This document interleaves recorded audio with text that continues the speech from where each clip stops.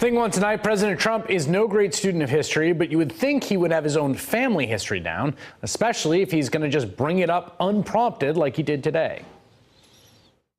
I mean, Germany, honestly, is not paying their fair share. I have great respect for Angela, and I have great respect for the country. My father is German, right? Was German, and born in a very wonderful place in Germany, and so I have a great feeling for Germany. No, that's not true. Donald Trump's father, Fred Trump, was born in New York City, in the United States of America.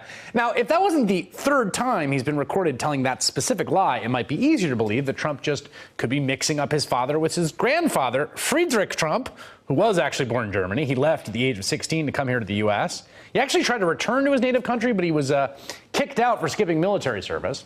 Now, you can understand why the president might be confused. Fred Trump, the president's father, pretended he was of Swedish ancestry for years in an effort to not offend his Jewish customers, according to a Trump cousin and family historian. A lie that was repeated in Trump's own 1987 bestseller, The Art of the Deal, where he claimed his German dad, who was born in the Bronx, was actually Swedish and born in New Jersey. The president's ancestral family oranges weren't the only thing giving him trouble today. And that's thing two in 60 seconds. There are a few words this president has a really hard time saying: sorry, I denounce white supremacy, and anonymous.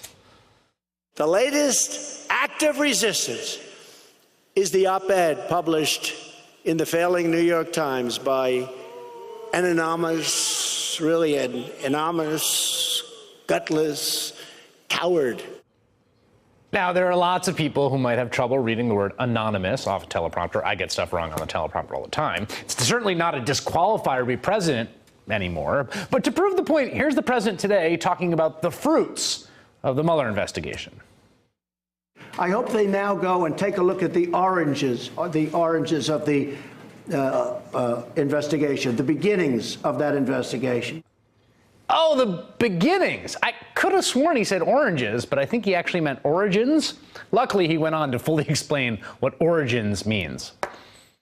I hope they now go and take a look at the oranges of the investigation, the beginnings of that investigation. You look at the origin of the investigation, where it started, how it started, who started it. That's the only thing that's disappointing to me about the Mueller report.